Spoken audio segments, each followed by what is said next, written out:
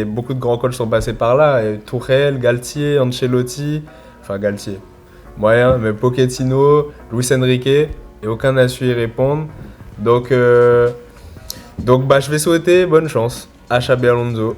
Voilà, c'est ça, je vais souhaiter bonne chance à Xabi Alonso et bon courage, surtout. Mesdames et messieurs, deuxième vidéo, Focus Real Madrid avec les mêmes invités que sur la première vidéo pour ceux qui n'étaient pas là sur la première. Déjà, vous allez très vite, après avoir regardé celle-ci, regarder la première partie.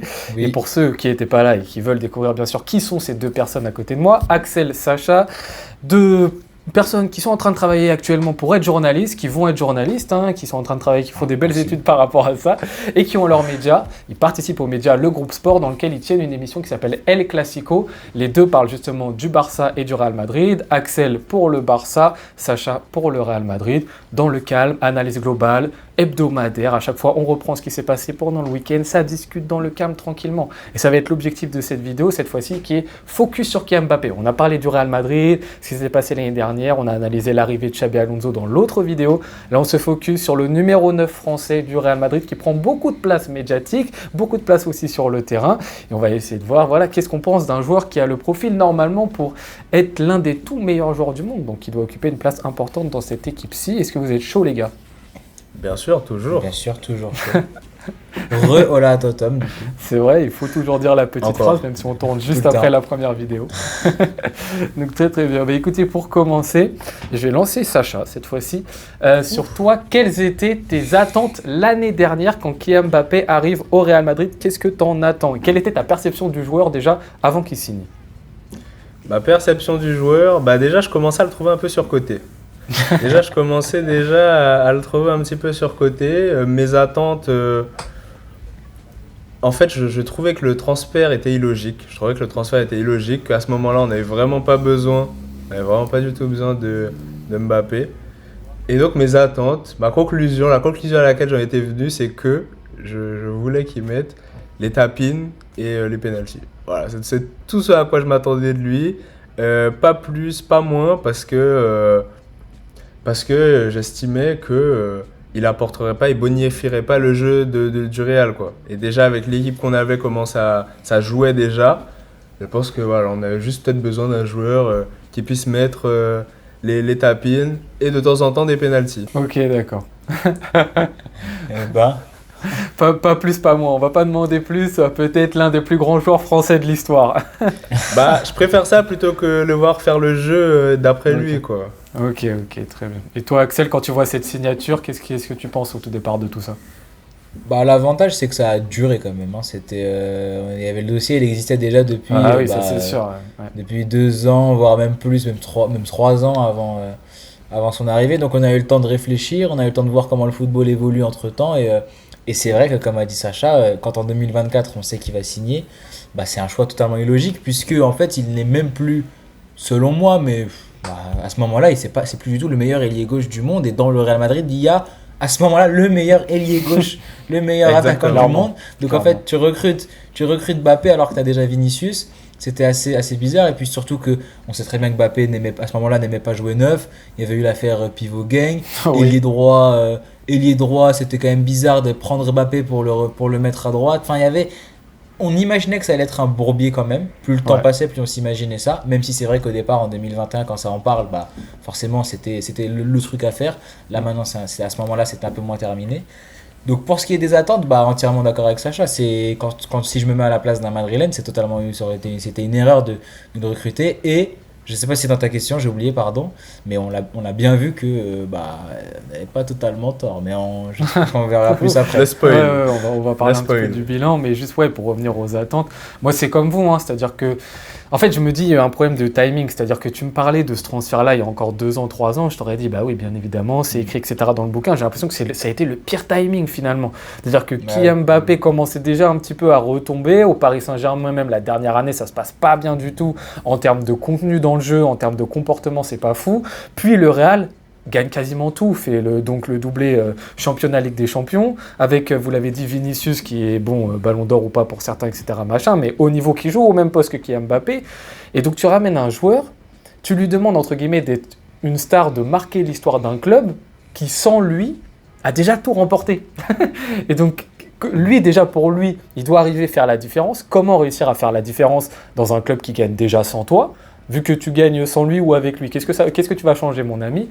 Et en plus, pour le Real Madrid, bah, tu ramènes un joueur qui, au niveau tactique, ça va être compliqué de l'inclure. Comment est-ce que tu vas faire pour mettre toutes ces stars sur le terrain ? Et au niveau aussi du banc, de tout ce qui va se passer dans le vestiaire, au niveau de l'ego, bah aussi comment tu gères tout ça ? Parce que là, tu sais que tu as déjà Bellingham et Vinicius qui potentiellement peuvent se battre pour Ballon d'Or. Et on sait que ça a son importance. Là, tu ramènes un troisième joueur qui va se battre pour ce trophée, qui prend de la place dans un vestiaire, qui va vouloir en fait s'accaparer la tête d'affiche entre ces trois-là. Alors vous allez me dire, oui, au départ, au Real Madrid, on a voulu nous faire croire qu'ils étaient tous potes, on fait les photos, on est tous ensemble et tout. Mais en fin de compte, tu te rends compte que bah, finalement, il n'y en a qu'un seul un Ballon d'Or à la fin du game. Et que bah, peut-être ça va jouer. Donc au tout départ, quand je vois ce transfert, je me dis, ok, sur le papier, encore une fois, bravo si vous voulez, mais ça peut créer vraiment des problèmes sportivement et extra-sportivement. Donc vraiment... Au départ, je me dis qu'on va bien voir comment ça va se passer. Et justement, on a vu comment ça s'est passé. Selon toi, Axel, quel bilan justement tu dresses sur ce Kylian Mbappé cette saison 2024-2025 ? Eh ben, c'est un dégradé intéressant, ce bilan, parce que d'un côté, si on regarde purement statistiquement, si on regarde purement sa saison à lui, bah, il fait ses stats, voilà, plus 40 buts ou plus. Je sais plus exactement il a combien, pardon, mais il est à 40 buts ou plus. Et il finit soulier d'or, il finit Pichichi devant Lewandowski qui est déjà là depuis, bah, ça c'est sa 3e année maintenant à Barcelone. Donc il est déjà quand même implanté en Liga. Donc il fait ses stats et il a porté le Real Madrid à quelques reprises. On pense notamment au match contre City en barrage de Ligue des Champions où il met le triplé. Donc même contre le Barça, ça a souvent été le seul joueur au-dessus du lot côté Real Madrid dans une saison où tu as 4 classicos, c'est intéressant. Et donc, si on regarde comme ça, c'est une bonne saison réussie. Maintenant, bah, comme tu as très bien dit tout à l'heure, ils ont gagné sans lui, il arrive, il ne gagne plus rien.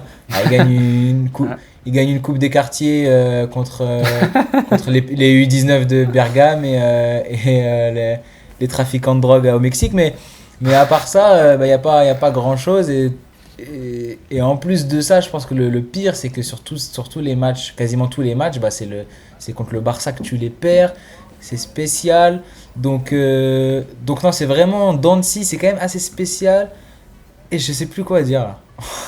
Non, c'est vraiment ce que donne la saison de Mbappé en fait. Ouais, c'est ça en fait. Tu fais vite le constat par rapport soit à ses stats ou quoi. Toi, tu penses quoi, Sacha, le madrilène de la saison de ton numéro 9 ? Bah moi, je suis d'accord. Hein, la saison, elle est mauvaise, voire même très mauvaise, je pense. Ouais. Parce que le premier constat, c'est que déjà, t'as pris aucun titre. Où voilà, tu as pris Super Coupe et comme a dit Axel, la Coupe des quartiers, mais tu as complètement régressé. En plus, quand tu vois ce qui se passe au PSG, bon, bah, tu fais le lien. Et non, je suis désolé, mais au bout d'un moment, en fait, oui, mais ses buts, et Pichichi, les souliers d'or, mais en fait, on a dû tout sacrifier pour ça. Alors oui, bon, peut-être ça, c'est le côté collectif, mais on a dû tout sacrifier pour ça. On a dû sacrifier, je sais pas, les buts de Bellingham, les montées de Bellingham, les moments, on va dire, dans la saison de Rodrigo, on a dû tout sacrifier. Et donc, je suis désolé, mais au bout d'un moment, non, même individuellement, ce qu'il nous a proposé, c'est pas bon. Et en plus, je vais pas voir, mais je me souviens de ces premiers mois. Alors oui, après, c'était plus efficace, mais c'était pas la folie non plus. Mais alors, les premiers mois, waouh! Moi, je me souviens de ces matchs contre le Barça et Liverpool. Je crois même Mariano et Jovic, je les ai jamais vus faire des performances comme ça. Et puis même en général, en fait, son niveau technique était tellement médiocre, ou est tellement médiocre, en fait. C'est ça qui est le plus ahurissant, c'est ça qui était en tout cas le plus ahurissant, c'est que techniquement, et quand tu vois en plus avec les joueurs qu'il a à côté de lui... T'es dégoûté par la technique.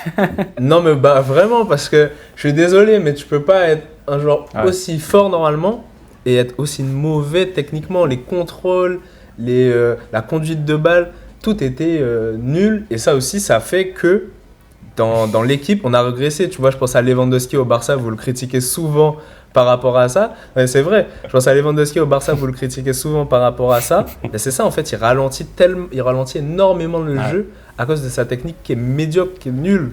Ok, d'accord. Bah, j'ai un peu le même constat que vous, mais moi, ce que je trouve intéressant, et je vais vous poser la question après, derrière, c'est un peu comment aussi est-ce qu'on juge une saison de Kylian Mbappé, et c'est souvent ça, moi, où je trouve que les gens se trompent un peu.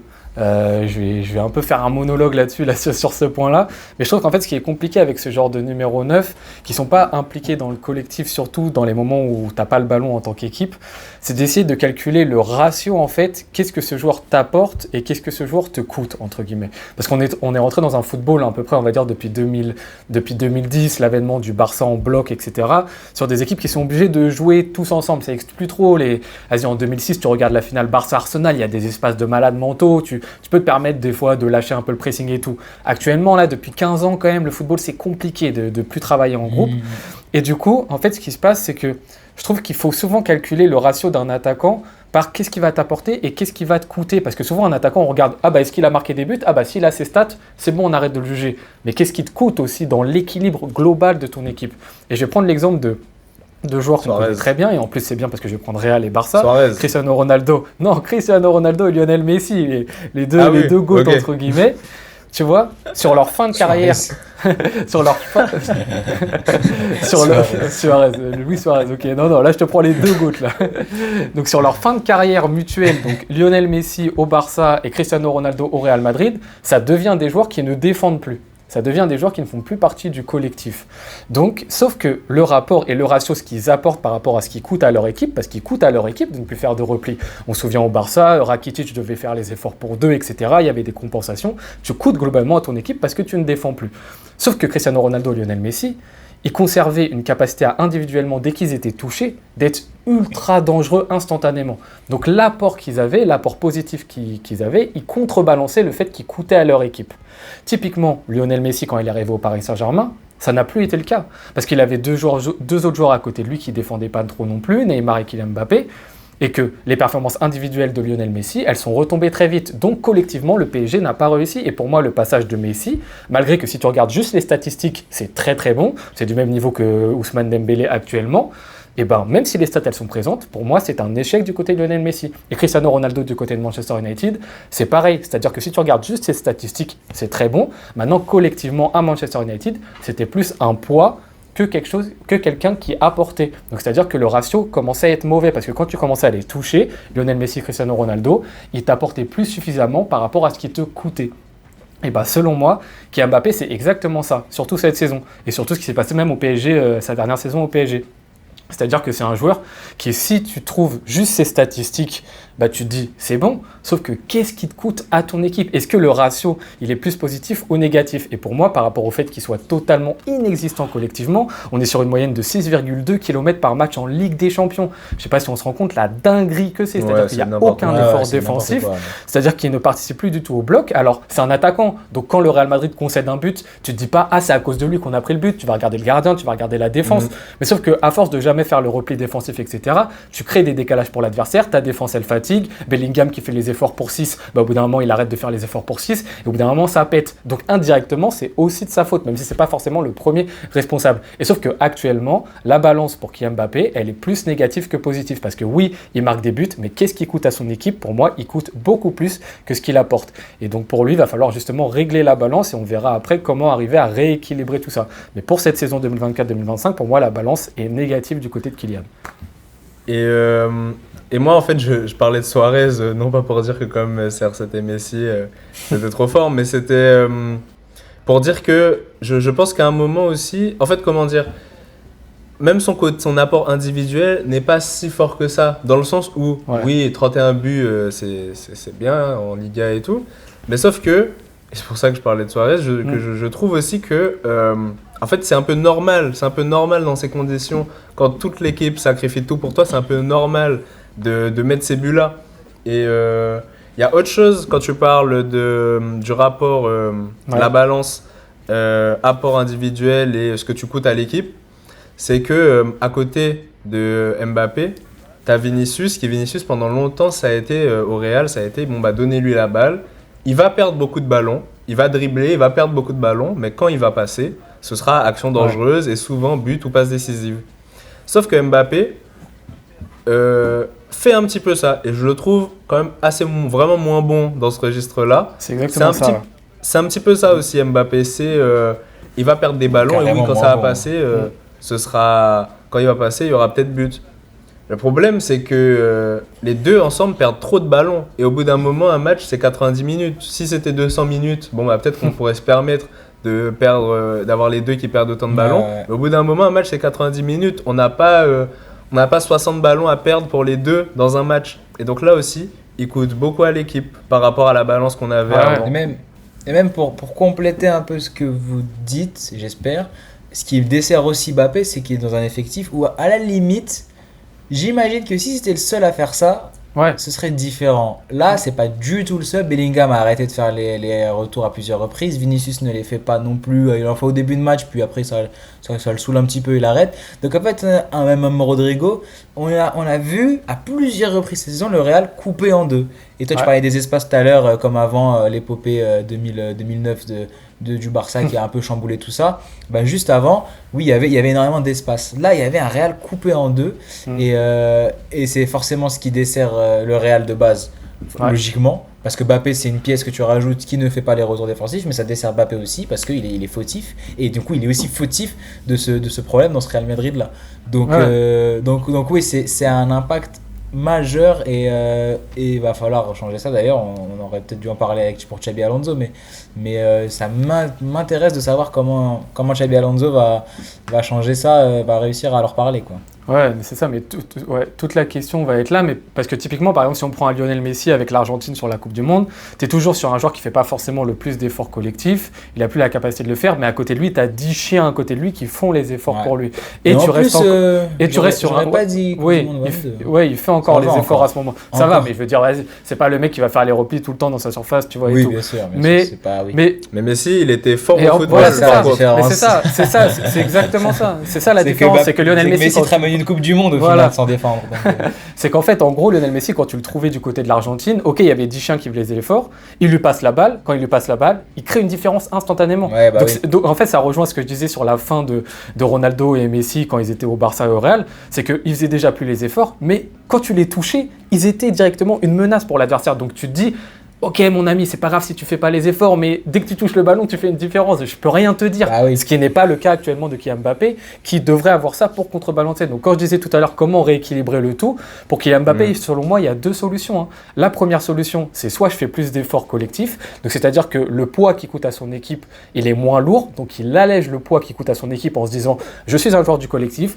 je fais les efforts pour tout le monde, je fais les pressings, je me replie quand il faut le faire. Soit faire ça, soit alourdir le côté des positifs, c'est-à-dire que ça devient un joueur, dès que tu le touches, il est dangereux. Donc soit tu allèges le poids qui coûte, soit tu améliores le poids qui va représenter pour ton équipe en termes de danger pour les adversaires. Pour moi, c'est les deux solutions du côté de Kylian Mbappé. Soit sinon, toute l'équipe se met à être à 100% comme des chiens pour lui et font tous les efforts et lui devient le seul danger. Mais encore une fois, dès qu'il touche le ballon, il doit être ce danger qui doit soit marquer des buts, soit avoir des actions fortes. Voilà, pour moi, c'est les solutions. Est-ce que vous voyez d'autres solutions ? Je suis Ouais. totalement d'accord avec toi. C'est ultra intéressant. Le problème étant que je crois que Mbappé, pour lui, c'est un cul-de-sac. Il peut être dans aucune des deux solutions. C'est-à-dire que lui, devenir l'élément clé, l'élément majeur de cette équipe et tout faire par lui-même, bah, aujourd'hui, je vois plus du tout Mbappé être ce joueur-là. Ok. Il aurait dû l'être, mais aujourd'hui, j'ai l'impression. Toi, tu penses que c'est mort, il ne reviendra pas à ce niveau On sait jamais parce que je Ouais, veux ouais. pas, voilà, prendre T'as pas la boule. diviser comme ça, machin, mais c'est un peu plus nuancé, mais c'est quand on regarde, quand on voit ce qu'on voit, je veux dire, ça devient poussif. Sacha a totalement raison. Techniquement, pardon. Il en est loin de son niveau d'antan et il est loin de pouvoir prétendre aussi être l'élément clé, l'élément majeur du Real Madrid aujourd'hui. Et pour l'aspect collectif, bah, pour moi c'est un gros point d'interrogation. Il n'a jamais été le joueur de ce collectif plus jeune quand même. Il a réussi à être un joueur de collectif, mais là, même avec le PSG sur la fin, il ne l'est plus.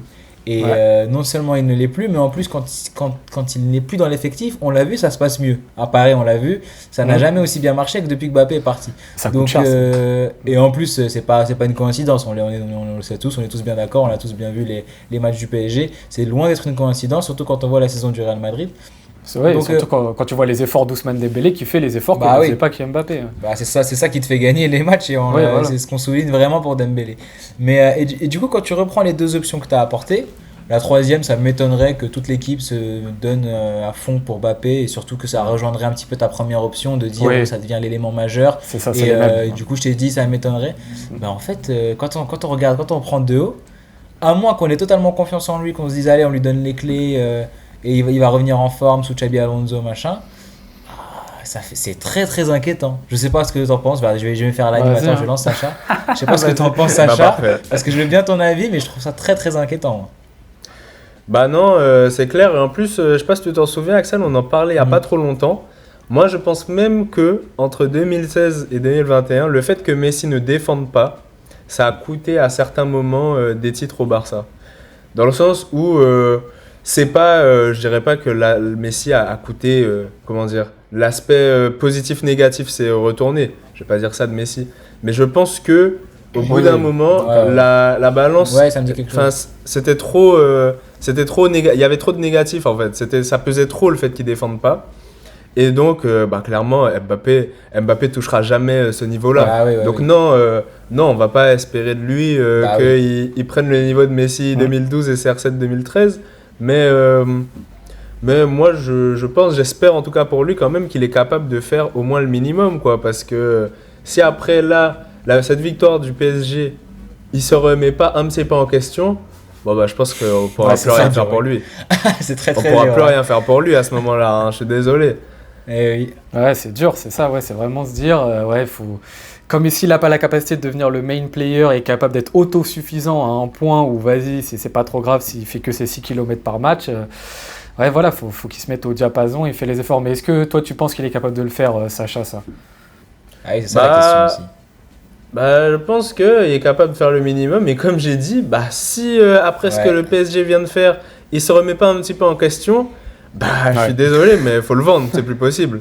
C'est plus possible à ce moment-là. C'est vrai que ce serait Et très oui. étonnant qu'il ne le fasse pas quand même. Parce que là, il est encore, je sais plus, il a combien d'années de contrat, mais il lui reste quand même du temps au Real Madrid avant de partir. Comme tu as dit, le PSG vient de la gagner. La première saison, elle est vraiment pas terrible. Donc à moins qu'il soit dans un déni total de cette Ouais. saison, C'est je ça. ne comprendrais pas comment il n'essaye même pas. Genre, pour moi, ce serait fou d'allumer ma télé, que ce soit pour la Coupe du Monde des clubs, mais alors j'ai même envie de lui donner la Coupe du Monde des clubs et lui laisser ça, mais que ce soit la saison prochaine, qu'il n'y ait pas une amélioration, on va dire, au moins dans l'apport physique, quoi. Juste ça. Juste dans les courses, répéter les courses et les retours défensifs. S'il n'y a même pas juste Ouais. ça, Non, je pense que ce serait invraisemblable, vraiment. Ouais, faudra forcément une remise en question de sa part. Et est-ce que ça peut passer aussi par la nouveauté Xabi Alonso et donc indirectement un remaniement tactique? Il y a des petites rumeurs, alors ça reste que des rumeurs pour l'instant qui disent qu'on se remettrait pourquoi pas sur une attaque à 2 du côté du Real Madrid, comme ça avait déjà bien fonctionné. Lui, ça lui permettrait de revenir dans une configuration qu'il avait bien appréciée à Monaco, on se souvient, son entente avec Falcao et tout. C'est quelque chose qu'il aime bien, ça lui permettrait pourquoi pas de prendre la profondeur quand il le faut, etc. De pas en même temps essayer d'être le joueur... qui distribue un petit peu dans l'axe et en même temps qui doit être à la finition, il peut un peu jouer toutes ses cartes. Est-ce que toi tu penses, Sacha, que ça peut passer par là, et quelle configuration selon toi pourrait être intéressante pour le mettre dans les meilleures dispositions? Franchement, ça, je sais pas trop. Je laisse à Xabi Alonso cette chose-là, l'aspect tactique. Je pense quand même que c'était son meilleur rôle. Effectivement, je pense que c'était son meilleur rôle à Monaco en second attaquant. Maintenant, le problème, puis- c'est qu'au Real, il n'y a pas ce profil. Bah oui, Il voilà. n'y a ce que pas j'allais ce dire. Il y a pas profil Falcao, de Falcao. Ouais. Il n'y a pas Boudimir, comme je disais dans la vidéo d'avant. Et bon, il faudra mettre une attaque Mbappé-Hendrick, mais je pense pas que ça existera, ou très peu. Donc c'est très compliqué. Franchement, je sais pas. Je vais pas dire, je sais pas. Je laisse à Xabi Alonso la Il y en a- liberté de il y en faire a ce qu'il une, mais elle est veut. impossible en fait. Pour Vas-y. moi, C'est quoi? vas-y, Vini. Ouais, non, moi, comme je dis, je sais pas. Je sais pas quoi faire de lui. Mais en tout cas, je pense que ça a surtout passé par les efforts défensifs, quoi. J'aime bien Xabi Ouais, Alonso, mais Avec, Toi, avec, Axel, ce qu'on alors a vu avec ce qu'on a vu de Mbappé cette saison, et même j'ai envie de dire ces derniers matchs, parce que c'est encore plus flagrant en équipe de France, mais c'est toujours pas un 9. ce n'est toujours pas un 9. Bon, c'est peut-être, j'enfonce une porte ouverte, mais il a beau mettre autant de buts, machin, ça a fonctionné à un moment, c'est toujours pas un 9. Il est perdu dans ce rôle, est-ce qu'il doit rester en retrait? En fait, il sait jamais comment faire la course du 9. Est-ce qu'il doit prendre la profondeur? Est-ce qu'il doit rester en retrait? Quand tu as une défense compacte en face de soi, que faire? C'est un joueur de côté. Et donc la solution serait de le tenter à gauche. Sauf que qu'est-ce que tu fais de Vini? Et ben en fait, on retourne aux mêmes questions qu'on se posait été 2024, il y a un an. Et en fait, c'est fascinant de se dire que ça n'a pas bougé en un an avec toute la saison. Bah, en plus, c'est ça. En plus, c'est un peu ça. C'est-à-dire que oui, c'est qu'on n'est même pas, c'est même pas sûr, mais en fait, c'est plus le même Kylian, quoi. C'est une impasse de fou furieux. Il faut vraiment qu'il revienne à droite, qu'il perde 10 cm et qu'il soit tout skinny, quoi, la saison prochaine. Ouais, c'est ça, faut qu'il retrouve un petit peu ce physique-là, mais ouais, c'est compliqué. Ou à droite, sinon, ouais. Tu mets à droite, tu mets Boudimir en 9. Quelle horreur. Quelle horreur. Et en plus de ça, en fait, ce qui est toujours compliqué, je trouve, c'est que on retourne toujours sur le dilemme qu'il y avait dès le départ quand il est arrivé, c'est comment faire en sorte pour que Kylian Mbappé réussisse en fait. Quel va être notre barème pour dire Kylian Mbappé a marqué de son empreinte le Real Madrid? Cristiano Ronaldo, il est arrivé dans une époque où ça faisait longtemps qu'il n'y avait pas eu la décima, le Real l'a cherché, etc. Il a tout bousillé en termes de records, de buts, etc. Il est allé chercher toutes les Ligues des Champions. Sauf que là, Kylian Mbappé, il arrive dans un moment où, encore une fois, le Real a gagné je ne sais pas combien de Ligues des Champions sur les 8 dernières années. Donc, entre guillemets, même s'il en ramène, on dira, tu as été un joueur parmi tant d'autres. Donc, à part s'il pulvérise les records individuellement parlant, comment il arrivera à marquer de son empreinte le club, étant donné qu'il est dans un club où Vinicius aussi il a envie de pulvériser les records, et Bellingham aussi par exemple. Donc, comment arriver à concilier ces trois envies?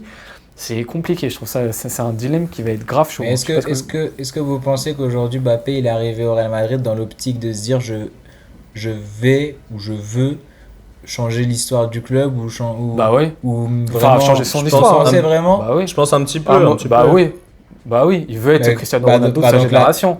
Donc la question est très pertinente parce que je n'ai pas de réponse à la question de comment il va faire. Hein. Honnêtement, à moins qu'il devienne ce qu'on a dit, voilà, l'élément clé de l'équipe et que sur les 3 prochaines années, ils les prennent les 3 et encore parce que ça a déjà été fait il n'y a pas si longtemps que ça, mais bon, c'est vrai, ça resterait quand même une performance. Je vois pas là, hein. Je vois vraiment pas. C'est une belle question, Dave, bien joué. Je pense que s'il prend 3 Ligues des Champions en étant à chaque fois le meilleur joueur, il pourra peut-être espérer être dans un top 5. Il pourra peut-être espérer, peut-être. Ouais. Espérer un top 5. Non mais c'est ça.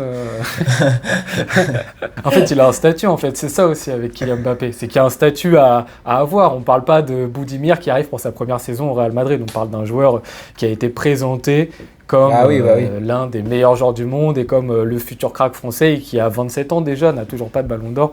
Donc il y a ça. Et donc pour conclure un petit peu le tour sur Kylian Mbappé, ça serait quoi toi Sacha, ton barème pour l'année prochaine, ton système de notation, qu'est-ce que tu attends de lui? Pareil que l'année dernière, juste être un joueur tapine et t'occupe pas du reste ou un petit peu plus quand même de critères autour de lui? Je pense que maintenant mes critères seront un petit peu plus précis. C'est qu'en fait, là où au final en vrai j'ai vraiment été déçu, c'est les trophées et le fait que l'équipe ait vraiment régressé. Donc la saison prochaine, je vais m'attendre à ce que l'équipe s'améliore. Ça va être ça mon critère, que l'équipe s'améliore, qu'il arrive à bonifier l'équipe, ou qu'en tout cas, ça va être compliqué, je dis pas, mais qu'il s'améliore et que l'équipe prenne des trophées. En fait, je pense que ça va partir, ça va comment dire, ça va être les résultats en fait, le critère, ça va être un peu les résultats. Et maintenant, oui, l'aspect défensif, les efforts défensifs, mais comme je l'ai dit tout à l'heure, Xabi Alonso, il va devoir répondre à une question qui est comment sans Messi, sans Ronaldo, gagner avec un joueur qui ne défend pas. Pire. Et c'est très compliqué et beaucoup de grands coachs sont passés par là. Et Tuchel, Galtier, Ancelotti, Galtier, moyen, mais Pochettino, Luis Enrique, et aucun n'a su y répondre. Donc je vais souhaiter bonne chance à Xabi Alonso. Voilà, c'est ça, je vais souhaiter bonne chance à Xabi Alonso et bon courage, surtout.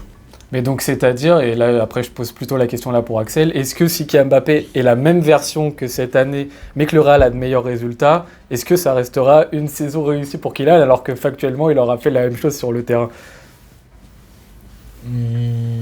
Non, c'est une bonne question. Ouais, j'avoue, Honnêtement, même moi, c'est ça une me fait bonne question. réfléchir. Parce que effectivement, on pourrait se dire qu'il n'y a pas, il y a pas eu d'amélioration significative.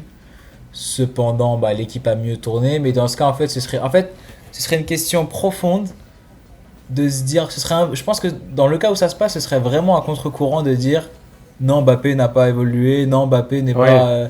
n'est pas C'est sûr, meilleur. Et donc, ça serait bizarre, ce serait quoi. une take difficile à avoir. Ouais. Cependant, bah, je pense que si il continue, il fait la même lancée, il fait la même saison, simplement Ouais. que le Real gagne un peu plus, supposons que ça va chercher la Liga Ouais. ou voilà, peu importe, ça aille en demi d'LDC, bah Ouais. non, ce sera pas une amélioration et ce sera pas grâce à lui. Je le dis, Ok, je le dis. Statement. je le dis. Ok, Voilà. je le dis très. Mais du coup, toi, t'attendrais quoi pour Kylian de l'année prochaine en termes de jeu, en termes de Bah, stats? on l'a très bien dit. Comme maintenant Sacha a dit, on a nos critères sont plus précis puisqu'on l'a vu évoluer. Mm. Bah, une implication collective beaucoup plus importante, surtout défensive Ouais. évidemment. Mais après, pour ce qui est des stats, c'est difficile de lui reprocher les stats. Après, c'est vrai que le Real lui a tout donné, Sacha a raison.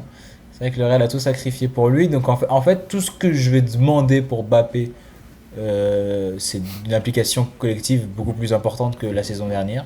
Ouais. Et voilà, en vrai de vrai, il suffit de ça et en fait, il peut, et c'est une possibilité que rien qu'avec ça, ce soit totalement différent. C'est une possibilité. Je dis pas que ça va l'être, mais s'il s'implique collectivement beaucoup plus que la saison dernière, ça peut ne pas marcher, mais au moins il y a l'implication déjà. Ouais. Mais en même temps, ça peut faire quelque chose de grand. Donc je lui demanderais ça. Si j'étais madrilène, je lui demanderais ça. Oh, Ok, je vais demander ça. très bien, Quitte c'est à marquer très- moins en plus. Hein. Quitte à marquer moins. Oui, ça serait peut-être d'ailleurs plus intéressant pour le Real Madrid, tout à fait. Bah oui. Ouais. Mais donc, ok, très bien, c'est très clair, les amis, pour une année qui sera charnière, hein, parce qu'à la fin de l'année, il y a la Coupe du Monde et on sait que c'est une compétition qu'il adore. Donc, à tout moment, cette année, elle est qui tout double l'année prochaine pour Kylian Mbappé. Soit c'est oui. l'année de la confirmation que c'est un échec et qu'il rate la Coupe du Monde derrière, ça va être très compliqué de s'en remettre, je pense. Soit bah, il arrive en une saison à faire retourner tout le monde et à aller chercher, pourquoi pas, son fameux ballon d'or et à faire taire tout le monde, finalement, même nous qui sommes assez critiques envers lui. Et je vous remercie beaucoup pour m'avoir épaulé sur cette vidéo. Merci à Encore une toi. fois, ça reste, ça Merci à reste, toi, ça, Dave. ça reste notre avis. Bah, franchement, c'est avec plaisir à chaque fois de discuter avec vous, les gars. Donc, hâte qu'on se refasse ça aussi. Hâte, encore une fois, que la saison d'El Clasico reprenne. Et j'espère que vous, là, devant votre écran, Merci. devant votre petit téléphone portable, vous serez aussi présents lors de ces rendez-vous. Allez Oui, vous venez. abonner immédiatement au groupe sport. N'hésitez Tout de pas du suite. tout. Une seconde, vous avez vu, on est avec deux grands professionnels. Donc, merci à vous, les gars. Merci à vous aussi de nous avoir regardés de chez vous. N'hésitez pas à partager en commentaire ce que vous pensez de Kylian Mbappé, même si vous n'êtes pas d'accord. Vous voyez, on est toujours là un petit peu pour discuter. Si vous trouvez qu'on est trop dur autour de lui, vous pouvez également nous le dire. Il n'y a pas de problème tant que c'est dans le calme. Donc, je vous remercie beaucoup. On vous souhaite très bonne journée ou bonne soirée en fonction de quand est-ce que vous regardez cette vidéo. À tout bientôt. Ciao. Bonne soirée. Bonne Ciao. soirée.